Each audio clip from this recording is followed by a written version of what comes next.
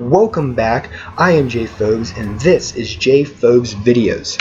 For this video, we're going to be once again doing a Raw review. Now, this Raw wasn't as good as, the wrestling at least, wasn't as good as last week's episode of Monday Night Raw. Nothing really exciting happened in this Raw, which is kind of a shame since this Sunday is WWE's Fastlane, the pay-per-view, and normally the Raw, the Monday before the pay-per-view is normally action-packed. It's really awesome. A lot of unpredictable things happen. But then again, this is also the new WWE, so we really have to, hold our breath on something really awesome happening these days. It's very rare that we actually see something really cool, really unpredictable happening. So Raw starts out tonight with a Cena promo. This was fairly predictable. I was predicting either a Triple H promo, with the Authority, or a John Cena promo, and it so happened to be a John Cena promo. Now, in this promo, again, he was doing the same bullshit that he always does. The whole, he's gonna overcome the odds. Same old speech that we hear every single week. Although he did have a different tone this time, a tone that I haven't seen in John Cena in a long time. He had a more aggressive tone. Now, I'm not saying anything's going to happen, that he's going to have a heel turn. I mean, it would be awesome if he does have a heel turn, but that's just the way that his voice was sounding once he started talking about Rusev and, what's going to happen at the pay-per-view this Sunday. He just had this tone that, you normally see in a wrestler when they're about to have a face turn. I mean, a heel turn, not a face turn, a heel turn. And he just had that tone in his voice. He just sounded really aggressive and just not the normal tone that he has every single Sunday. But then again, we normally do see this tone. We do kind of see this tone sometimes when, he has a really aggressive opponent. So I'm not predicting any type of heel turn, but again, it would be phenomenal. So then Rusev comes out, and Lana goes on and on again about how he's a typical stupid American, that he doesn't realize the strength of Rusev. Basically all the same stuff that she says every single week as well. And then John Cena basically tells Rusev if he makes one more move that he's gonna come down there, he's gonna kick his ass. And then Rusev taunts him with the you can't see me thing, and then the fight is on. And it's basically just a complete turn of events from last week's episode. This time John Cena is able to get the upper hand, and he basically does the same thing to Rusev that Rusev did to him last week. He slams his head into the one wall on the entrance ramp. But he actually does it multiple times. And this is another reason why. This is another thing that we just haven't seen from John Cena in a really long time. He's really not this aggressive when it comes to, when it's not in an actual match. There's been times where he's beat up his opponent. He's beat up his whoever he's gonna fight on an episode of Raw, but never to this extreme. At least in a long time. He just had that kind of ruthless aggression that we saw when he first arrived in the WWE. Now, what WWE could really do, if they were smart, and if John Cena would realize this too, if he was smart, he would turn heel if he wins the United States Championship on Sunday. If he wins the championship on Sunday, I think he should turn heel. What I think he should do is basically come out the next Monday and talk about how he did this for himself. He didn't do this for the United States. He didn't win the title back so that it was in the hands of an American again. And what he should say is that he especially didn't do it for the WWE Universe. This was all for himself. And then this would basically be him turning his back on the fans. It would be his heel turn. And personally, I think this would be great. Sorry, but it's time for him to have a heel turn. I know I said this last week, and I'm probably going to say this every single time he doesn't turn heel. It's time. There have been so many times throughout the years where where it looks like they have pointed towards a John Cena heel turn, but it never happens. Never. And there's been so many times where it could have been a really interesting turn. There's been so many scenarios where he should have turned heel and would have made an awesome storyline. But the WWE is too afraid to turn him heel because of all of the marketing that he does for kids and all of the Make-A-Wish Foundation stuff that he does as well. So that's why they're afraid to turn him heel, even though there are heel wrestlers that do stuff for charity. But he's just the one that's in the spotlight all the time. So if the WWE was smart, they would turn him heel for entertainment purposes. Yes, it doesn't make sense financial-wise to turn him heel. But in terms of entertainment, to be unpredictable, it makes perfect sense. So, WWE, do you actually have the balls for once to turn him heel? Or are you going to keep doing the same boring thing over and over and over? When are you guys going to finally realize that it's time for a change of character for him? So that's all I really have to say for that matter. Next, we have Ambrose versus Luke Harper. And before the match, Ambrose has a interesting little cutscene. He's basically dressed up as like a news anchor, and he's basically talking about what's gonna happen tonight. He's basically saying how he had previously beat the Intercontinental Champion, which is Wade Barrett, or Bad News Barrett, I mean. And how that basically already entitles him to an Intercontinental Championship match, and that now tonight he's going to be a formal Intercontinental Champion, Luke Harper. And then after that, Bad News Barrett is going to sign a contract for a match at WWE Fastlane for the Intercontinental Championship. And he basically says whether he likes it or not. So now with the match. Now, I have expressed my interest for both Ambrose and Luke Harper, and this was a really awesome match. However, though, it didn't really get interesting until after the first commercial break. For the first maybe about 2 minutes of the match, it was kind of boring. They were kind of both feeling, trying to feel each other out, trying to get used to their opponent and everything. A lot more technical grappling, stuff like that. And so it was for the most part, it was kind of, for the about first 2 minutes, it was kind of boring. Not something that you're used to seeing from both Ambrose or Luke Harper. Both normally have exciting matches filled with action, and normally their matches are also unpredictable. But for that first 2 minutes, it was kind of boring. But after we get back from the commercial, things really start to get interesting. Things start to heat up, and we finally start to see both the Ambrose and Luke Harper that we're used to. And what I really like about Ambrose, though, is he kind of has this like brawl side to him. Like he's more of a street fighter than your classic wrestler. Like that's what I like about him. He also knows how to put in those technical moves as well. Some stuff that we can see from like Daniel Bryan, Seth Rollins, those type of moves.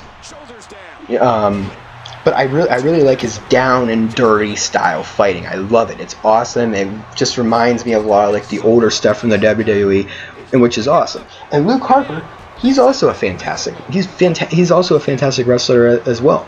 And I've said this before in a couple of other videos.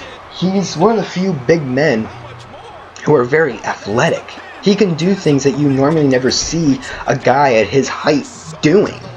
He can do a super kick almost as good as let's say Shawn Michaels or Dolph Ziggler. His super kicks are amazing.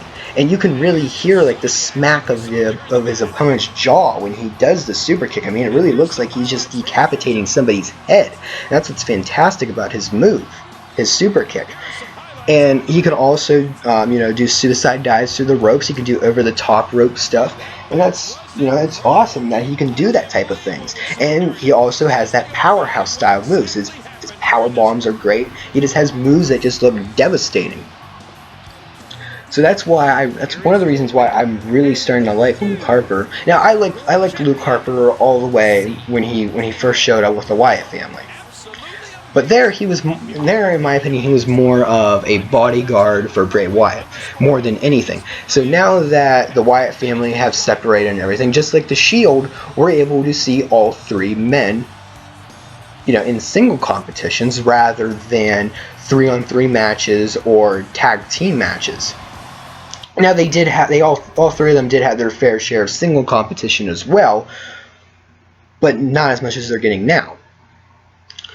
But the difference between the Wyatt family breaking up and the Shield breaking up is that all three men are fantastic in their single competitions, unlike the Shield, where it's only Rollins and Ambrose who are able to show their single competition talent.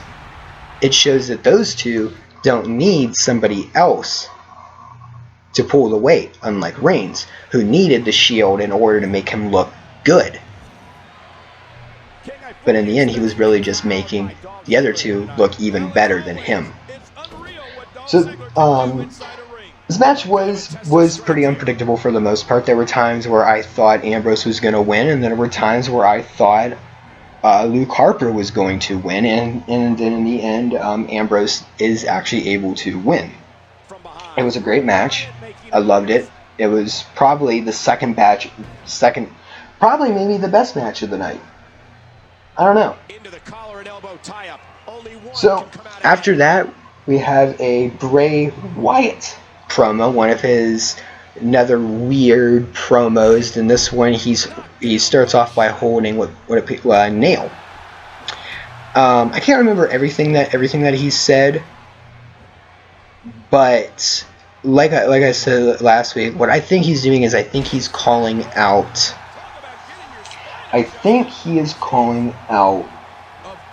The Undertaker. Just everything appears. Well, what he does say when what he saw what they did to you made me really mad. I know this isn't his exact words or anything like that, but this is kind of what he said, and he basically said, when I saw what they did to you, it made me want to do things. It made me want to hurt people.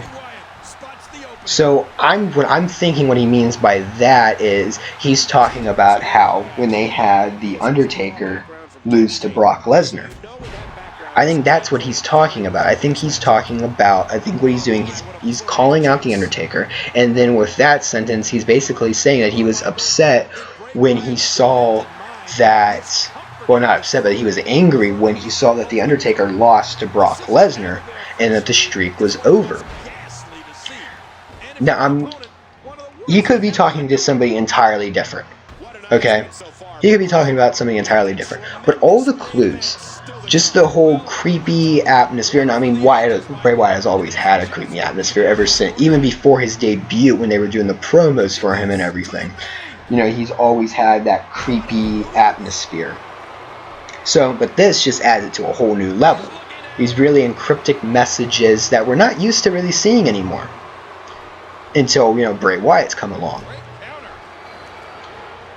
So, like I said, I just think he's calling up The Undertaker. All the clues, through all the messages, the way the tone in his messages are, it seems like he's calling out The Undertaker. There have been a lot of hints. He had, the first time he did one of these promos, he was talking about how he fears neither the living nor the dead. Undertaker is always references the dead man. So that's one of the reasons why I'm definitely thinking he's talking about The Undertaker. Now, the only thing, though, is if he actually is talking about The Undertaker. If he is talking about The Undertaker, do we really need to see Bray Wyatt versus The Undertaker? The streak is broken, so it's not going to have that high level of suspense that Undertaker's matches have always carried throughout the years. So is this match really necessary to do? If he truly is calling out the Undertaker, if he truly is wanting a match with the Undertaker at WrestleMania. Now, I'm not saying it'll be a bad match or anything like that, but is it a necessary match? Who knows? We'll just have to see after Fastlane, and then leading up to WrestleMania, because after Fastlane, we're going to start seeing storylines unfold for WrestleMania. And if this is true, we're definitely going to see what Bray Wyatt has been talking about. Now, I don't believe Bray Wyatt is scheduled for a match, so we might see one last message before during the pay-per-view. Now, it could happen during SmackDown, but I don't watch SmackDown, so I'll have to just wait until after SmackDown the results come in. So, yeah, I'm either predicting he's going to either have one last promo at Fastlane where he either calls out the Undertaker by his name this time, or Monday Night Raw is when it's going to happen. Now, if he does call out the Undertaker at Fastlane, I think Undertaker is going to appear on Monday Night Raw. That'd be awesome if that does happen, but like I said, is this match really necessary? We'll just have to wait and find out. Next, we have New Day versus Goldust and Stardust. So it starts off with a small little promo in backstage with Goldust and Stardust, and then Dusty Rhodes. And he's basically they're basically trying to talk sense into Cody Rhodes, aka Stardust. Trying to talk sense to him and basically talking about how family is important, that you guys need to stick together. And Dusty Rhodes basically wants them to, remain as a team, basically, because he's been seeing them, almost basically falling apart. They've turned their backs on each other. Well, mainly Cody Rhodes. Cody Rhodes is really the only one that has been turning his back on Goldust. Goldust is trying to keep them apart because he realizes what they can do as a tag team. They've already captured the tag team belts before, and he wants... No, they haven't, sorry. I don't know why I said that. They have not captured the belts before, but he wants that. He wants them to do that. They've gotten close before, but they have not yet gained the belts. I don't know why I said that. So now with the match, this is another dumb match that really shouldn't have. Well, it was a fairly quick match.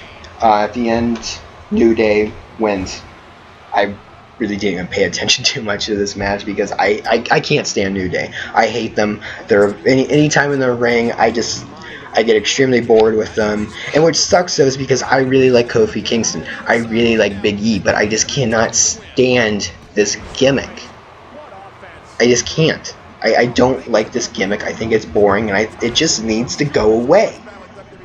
Kofi Kingston and Big E don't need this type of gimmick. And like I said it before, I think they should become a heel group. Not this positive generating group, whatever they're trying to do, because it's not working. You can tell by the audience that they're bored with this group. You can tell when they come out for their entrance.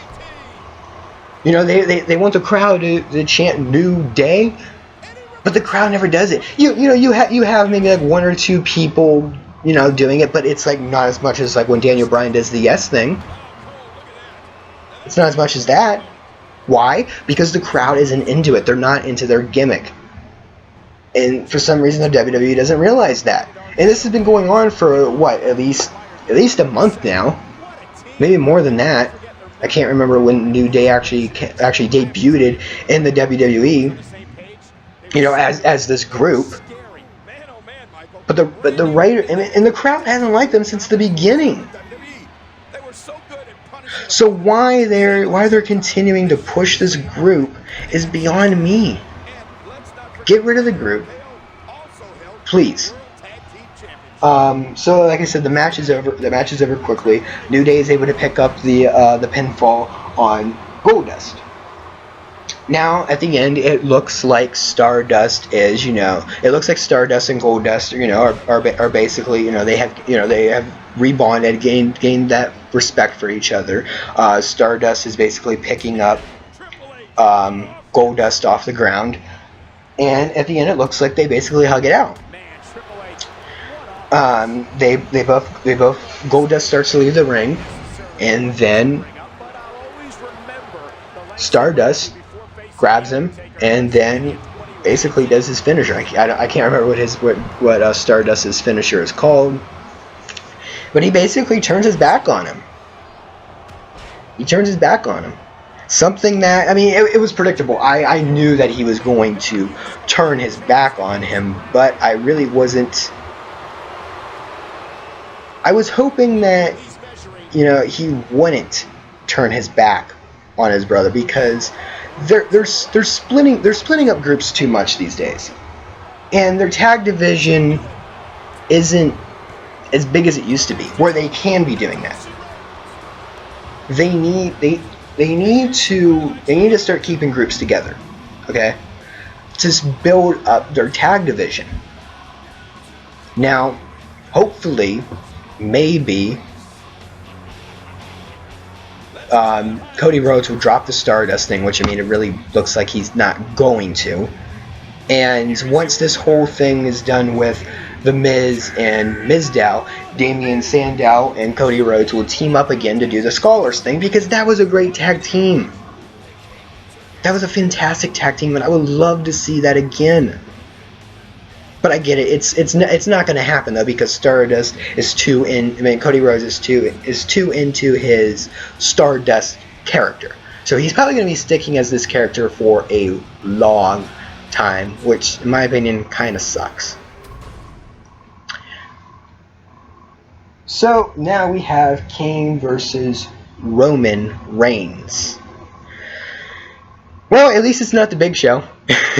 That's about all I can say about that. At least it's not the Big Show versus Roman Reigns. But before the match, Daniel Bryan comes out, getting the crowd all into the yes thing, basically doing his thing, and he's gonna be guest commentator. Now, before this match, once again, there was another backstage interview thing, and the interviewer basically asked him how he feels about Daniel Bryan, and how he feels about having to fight Daniel Bryan at Fastlane. And he basically talks about how he had to go through 29 other wrestlers at the Royal Rumble, which he really didn't go through 29. He wasn't the number one pick, but whatever. And then talking about how he's gonna beat Daniel Bryan at Fastlane, and then he's gonna beat Brock Lesnar at WrestleMania, which that's not gonna happen. I'm sorry to say, Brock Lesnar is going to kill Roman Reigns if he actually beats Daniel Bryan this Sunday, which is predictable that he's going to, though. But he basically says if he would have got thrown over the ropes, he would have taken it like a man, unlike Daniel Bryan. So he's basically saying that Daniel Bryan isn't a man. So during the match, it's Kane versus Roman Reigns. It's nothing really interesting is going to happen. Nothing exciting really happens during the match. It's boring the entire time. And that's because you have Kane, who is in his 40s now. He can't move like he used to. He used to be actually pretty athletic. He used to be a pretty athletic guy. Not as, let's say, as athletic as maybe Luke Harper, but he used to be a pretty athletic guy who could do, who could move around fairly fast. But now that he's old, he really can't move like he used to, and it's definitely showing. He's not as strong as he used to be. And then you put him against Roman Reigns, who really isn't that great of a wrestler to begin with, who could be a great wrestler because he definitely has, like I said, has the athleticism to do some great things. But he just isn't there yet. He really isn't. He isn't there yet. He needs more work. And that's why he should basically be doing what Ambrose is doing. He should be going after the lower titles. Now, really, there's only really 2 lower titles right now, Intercontinental and United States. There used to be a lot more. Well, really, Cruiserweight. And I think that was really about it in terms of lower. And really, Roman Reigns wouldn't be going up for the Cruiserweight. That was really for guys like Daniel Bryan. You know, the littler guys, the smaller guys. I'm not trying to, criticize Daniel Bryan on his size or anything like that, because I think he's a fantastic wrestler. I really do. I think he's fun to watch, and he's also great on the mic as well. Something that Roman Reigns lacks at as well. But basically, throughout the match, Daniel Bryan is getting on top of the announce table, and he's basically trying to distract Roman Reigns with the yes stuff. Now, he says what he was trying to do is get him mentally ready for this Sunday, because throughout the match, there's going to be people chanting yes the entire time. You know that's going to happen, because he's going to have a huge following at Fastlane. I mean, if you think that he has a following at Raw, it's going to be a lot worse at Fastlane. But we all know what Daniel Bryan was trying to do. He was trying to distract Roman Reigns. He was definitely trying to distract Roman Reigns. It's obvious that's what he was trying to do.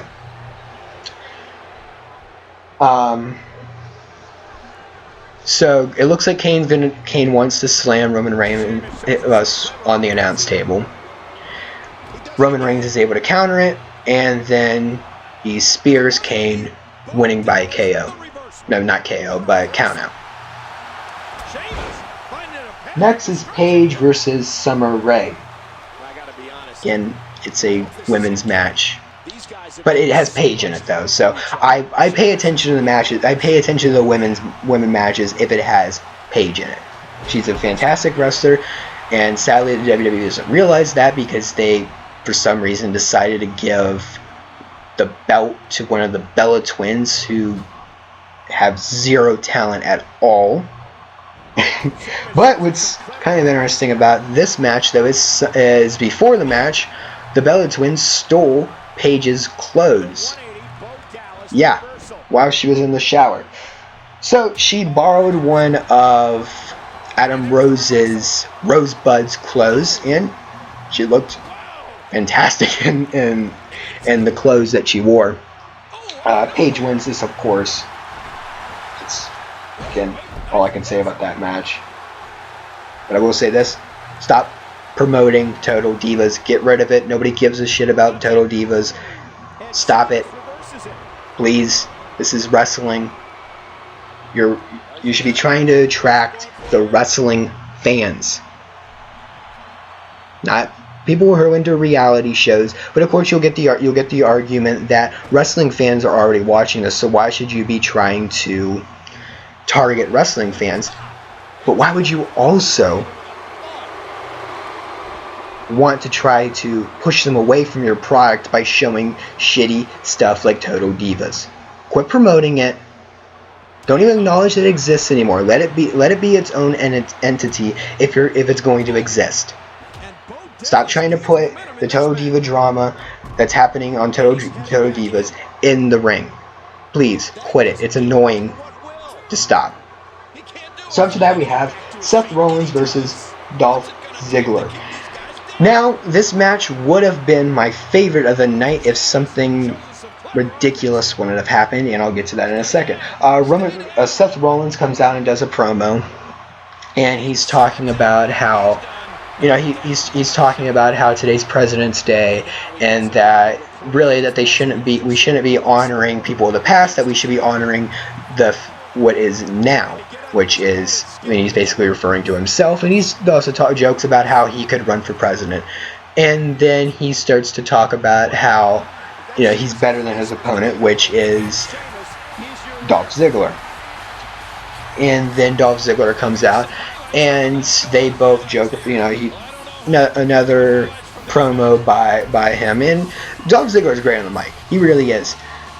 He's one of the few wrestlers on the current roster who are great on the mic. And he's also great at in-ring talent as well. Which is why please, WWE, give Ziggler more credit than he gets. I don't understand why he has not won anything bigger than... No, actually, I believe he won the heavyweight title. Yeah, he did win the heavyweight title at one point. But besides that, he hasn't won like the WWE Championship, which is a shame because he really should. So during the match, J&J Security get kicked out, and that was something I've been hoping for a long time. I have been hoping that J&J Security would get banned from ringside for a long time, and it's not because I'm mad about how Seth Rollins cheats all the time, because like I've expressed this many times, he's a heel, he's meant to cheat. It's gonna happen no matter what. No matter if he has J&J Security or if he doesn't have J&J Security, he's gonna cheat. So when I saw that they got banned from ringside, I was hoping, okay, awesome, WWE, you're finally going to allow Seth Rollins to win a match on his own. You're finally going to allow him to show the potential that he truly has. And if he's gonna cheat in a more creative way. Nope, that doesn't happen at all. WWE has to find some way to get J&J Security involved. The match started off great. It was awesome. It was exactly what I was expecting from Dolph Ziggler and Seth Rollins. They were pulling out all the stops. They were kicking out of each other's best moves, but the match doesn't even last long though.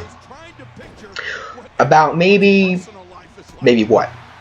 2 minutes after J&J Security are banned from ringside, it looks like Dolph Ziggler, he hits an awesome super kick and then does the zigzag on Seth Rollins. It looks like he's about to win, and then out of nowhere, J&J Security rush back into the ring, and so then Dolph Ziggler is able to win by disqualification.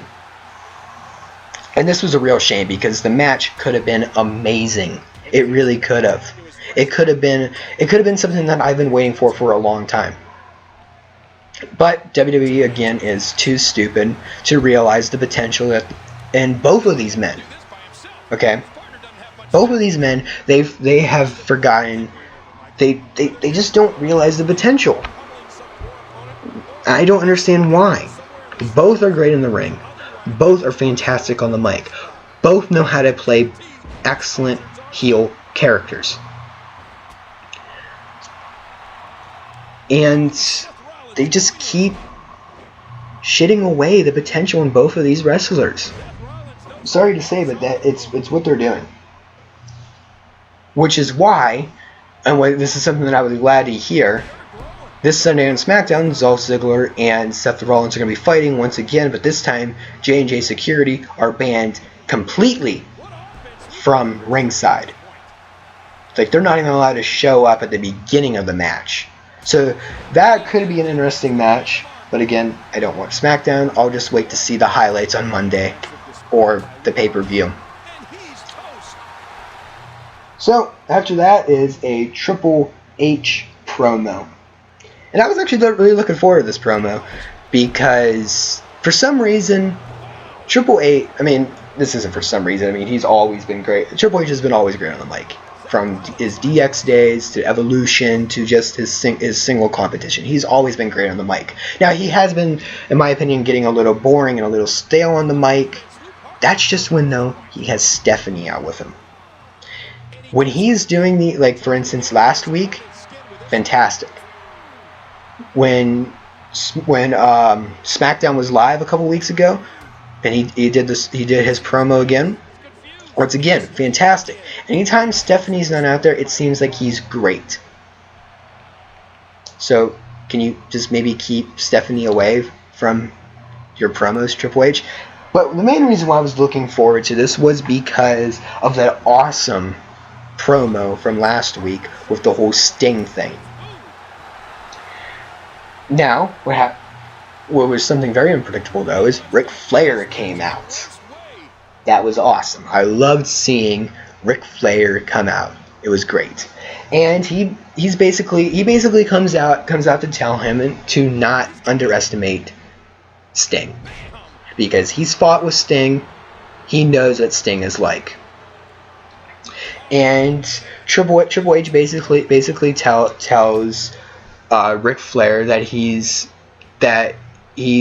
going to kick Sting's ass. That he's not going to let Sting get the better of him or anything like that. And then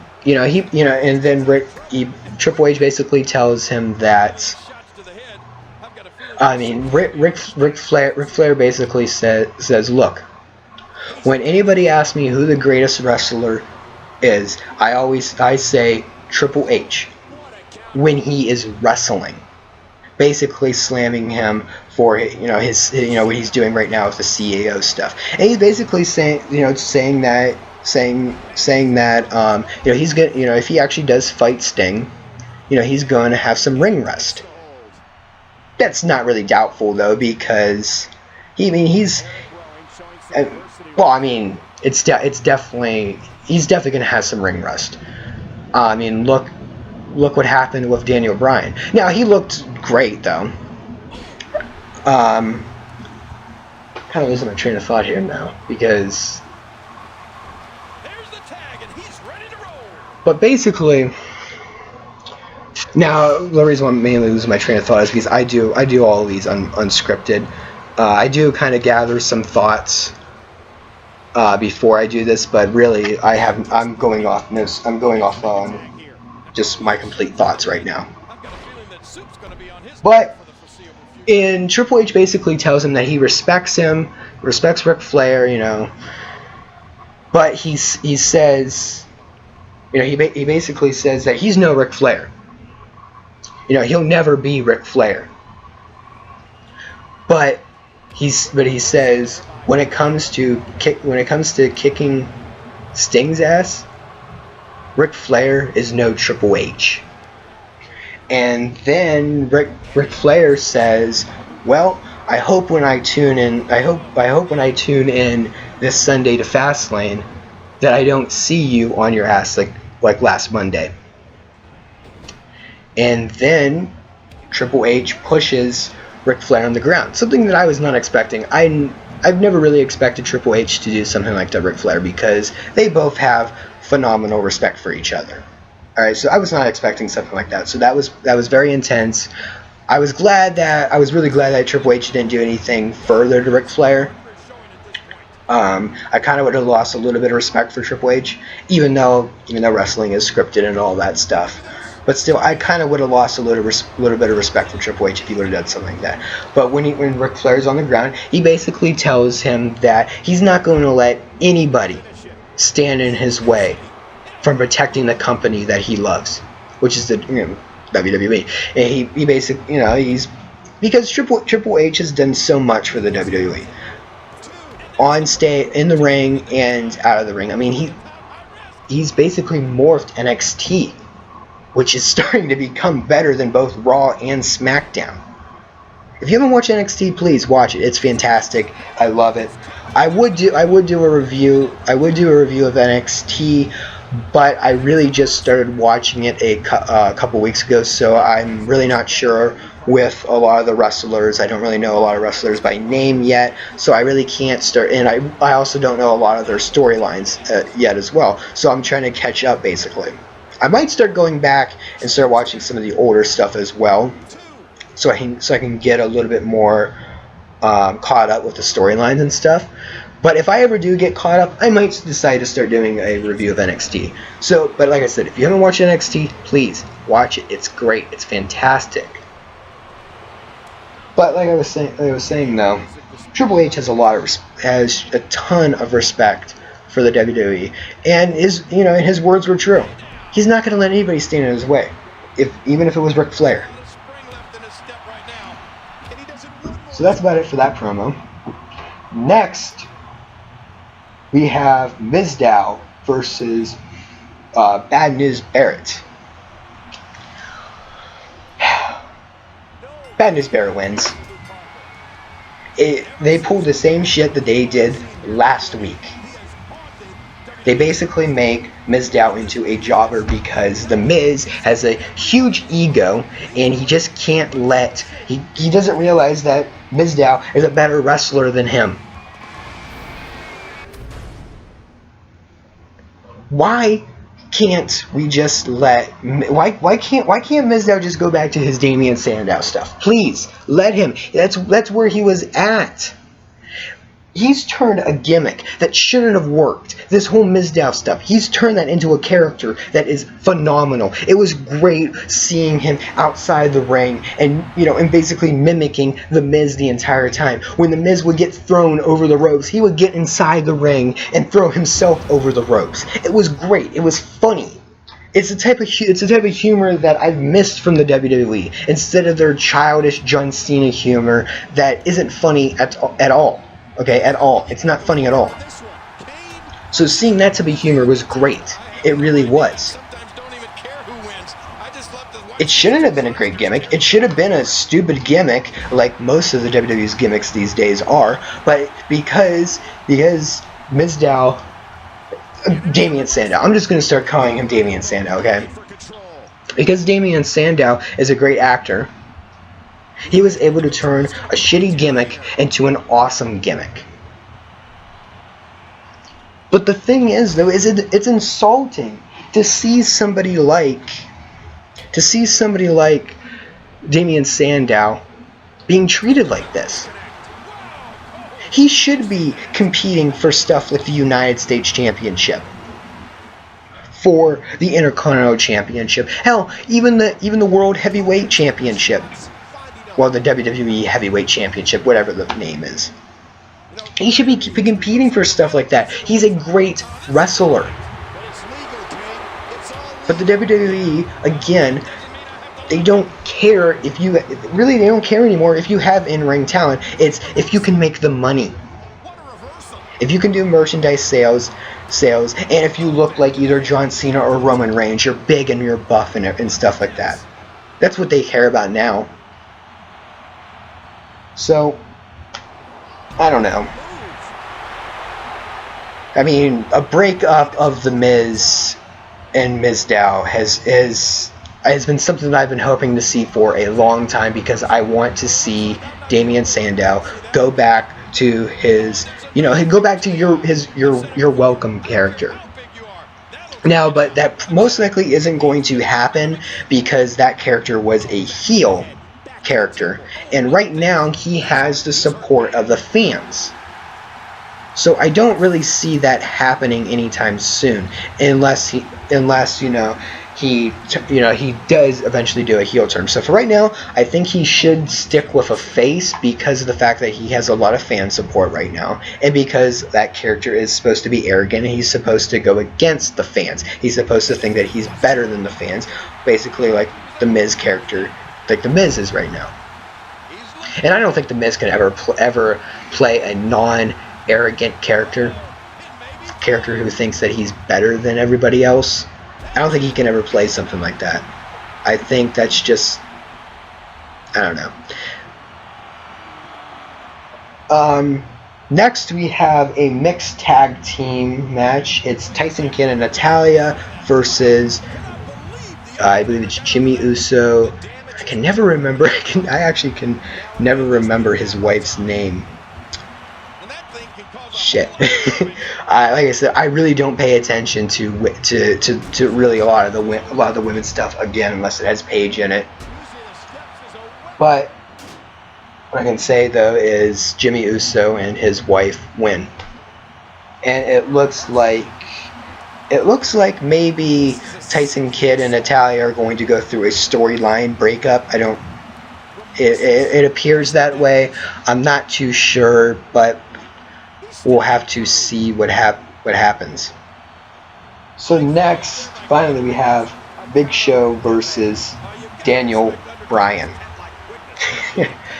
Now, for the most part, this was, once again, just like Kane and Roman Reigns' match, it was very boring. Most of the match really was just Daniel Bryan having a sleeper hold on the Big Show. And while he was doing that sleeper hold, Um, Roman Reigns, he was also out there, but this time he didn't do like what Daniel Bryan did and do the guest commentary, and that was actually a good thing. It looks like the WWE also realizes, hey, Roman Reigns kind of sucks on the mic, so maybe we don't want to put him as a guest commentator. Yeah, that might not be the best idea, to put somebody who's poor on the mic to call in-ring action. Well, really, even the commentators don't actually call in-ring action anymore, which is something I would like to see change. I would like to see, the commentary to get good again, because the commentary sucks. When I was watching Fallout from last week on NXT's pay-per-view, I love the commentary. The commentary was awesome. They called moves as they were happening, just like how Jim Ross and Jerry Lawler used to do. They were actually calling out matches. It was almost like when you watch like a sports event, how they're calling everything out as it's happening. It seems like today's commentators, they're more focused on arguing with each other or trying to make each other laugh than actually calling the in-ring action, which is a shame. It really is. So seeing something like NXT and then actually hearing them calling the in-ring action, they weren't having petty arguments between each other. It was awesome, and it actually got me more invested into the match. It got me more excited for the match, actually seeing the commentators call in-ring action. So take a note, Booker T, Michael Cole, JBL, and sadly, even Jerry Lawler. Take a note from NXT. Start calling the in-ring action. Stop trying to suck up to whatever wrestler is in the ring and everything. Stop being biased towards the wrestler. Just call the matches down the middle as they're happening. Please start doing that again. I mean, I don't mind, because even Jim Ross and Jerry Lawler, they would sometimes form, they would form biases towards whatever wrestler was in the ring. For a while, Jerry Lawler absolutely hated John Cena. Now he absolutely loves John Cena. So I mean, it does give that that unpredictable feel from the commentators when they do get invested into a storyline like that. But when it's like now, where they're more concerned about having arguments with each other rather than calling the match, it's kind of boring. And even like TNA. Even TNA, their commentaries are better than WWE's commentaries right now. They actually call the matches. They're not trying to argue with each other. Okay, so what's the point? What's the point of having commentaries if they're not actually going to be talking about the match per se, rather than arguing with just please. I could go on and on and on about the commentaries, but it's just one of the things that WWE needs to change. They need to fix their commentaries. Make them interesting again. Okay, so back to the actual match. So, like I said, Big Show versus Daniel Bryan. So Roman Reigns is basically trying to pull the same stuff that Daniel Bryan was doing during his match, trying to get him distracted. He's not really that good at it, though. He's signing autographs for the crowd. He's taking selfies with them. So it's just, if I was in the ring and I saw something like that, I would say, nah, just carry on, do whatever. So I don't really see it being a successful mind game trick, unlike Daniel Bryan's mind game trick, having the crowd get behind him doing the yes thing. It was great. It was fantastic. That was a great way of getting under your opponent's skin. Even though, like I said, Daniel Bryan was saying, "Oh no, it's just to get him mentally ready." Bullshit, Daniel Bryan. We all know what you were doing. So, yeah, and after that, Daniel Bryan eventually does lose his grip on the Big Show. and he starts doing the kicks, the kicks to the Big Show's chest, and then on the last one, the Big Show catches it, and then he gets Daniel Bryan into a sleeper hold, and then the Big Show, Daniel Bryan is eventually able to get the Big Show to go near the ropes, and then Daniel Bryan is actually almost able to like suplex him over the ropes, spilling them both outside the ring. That was great. I loved it. And then the Big Show ends up pushing Daniel Bryan into Roman Reigns. They have a little conflict, of course. I mean, Roman Reigns doesn't touch Daniel Bryan, but I mean, he kind of gives him like a little push, nothing enough to cause a disqualification or anything like that. But then Daniel Bryan pushes Roman Reigns back a little bit, and eventually Big Show ends up spearing Roman Reigns, trying to get Daniel Bryan. And then it appears that Daniel Bryan actually has the upper hand on the Big Show.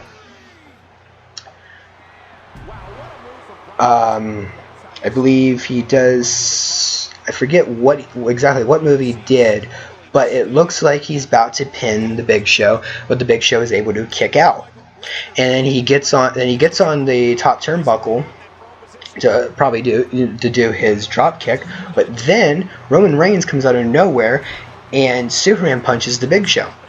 Ends up a disqualification for Daniel Bryan.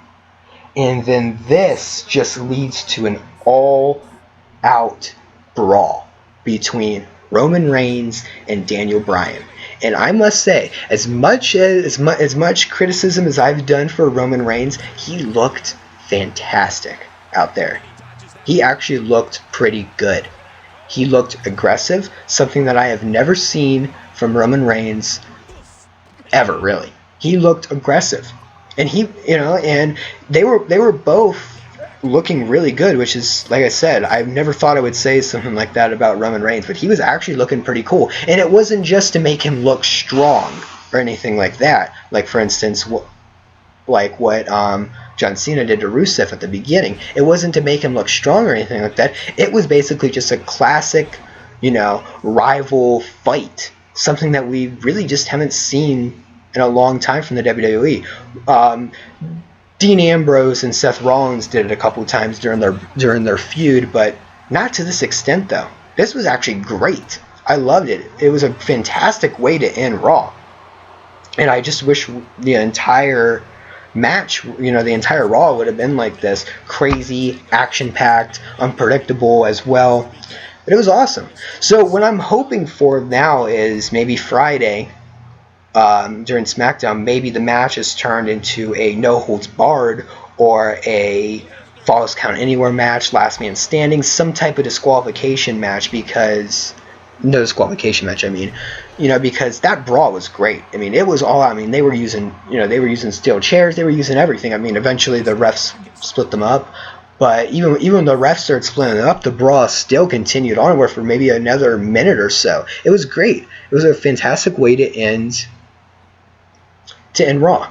Now, if you would have asked me last week, do I think Roman Reigns is going to be great against Daniel Bryan, I would have said no, not at all. But after seeing what happened tonight, I think this is actually good for Roman Reigns. I think by putting Roman Reigns up against Daniel Bryan, I think it's actually good for him. Now, it's not going to be good for him fan-wise, because if he wins, he's going to get booed like crazy. And even if he does lose, he's still going to get booed. But Daniel Bryan's definitely going to get a lot of boos as well, because there was a mixed reaction from the crowd. There were some cheering for Roman Reigns, some booing for him, some booing for Daniel Bryan. But he still had, it was a small minority of fans that were booing Daniel Bryan. But I think this is actually a good match for Roman Reigns. I think this is finally going to maybe show that in-ring talent that that I think that he could possess if he actually tries. And I'm not saying he doesn't try, he just doesn't try hard enough.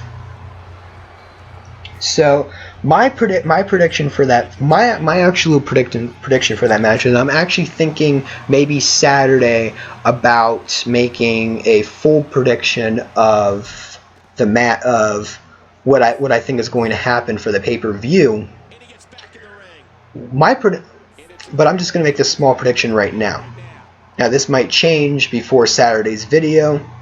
Now I'm not guaranteed that's going to happen because I am focusing a little bit more on the Far Cry walkthrough. There was a delay in the Far Cry walkthroughs. It's because my laptop wasn't working, so I couldn't get any videos uploaded. But I do have some videos ready to go. I'll probably start getting them out. There'll be a couple of videos out tomorrow, but I'm mainly focusing on that, so I can't really guarantee a prediction video, but there definitely will be a review on the pay-per-view, and there still will be a review of Raw. I can definitely guarantee those two things. Prediction video? Maybe not. So I'll just make this small prediction now. I think what's going to happen is it's going to end in a draw.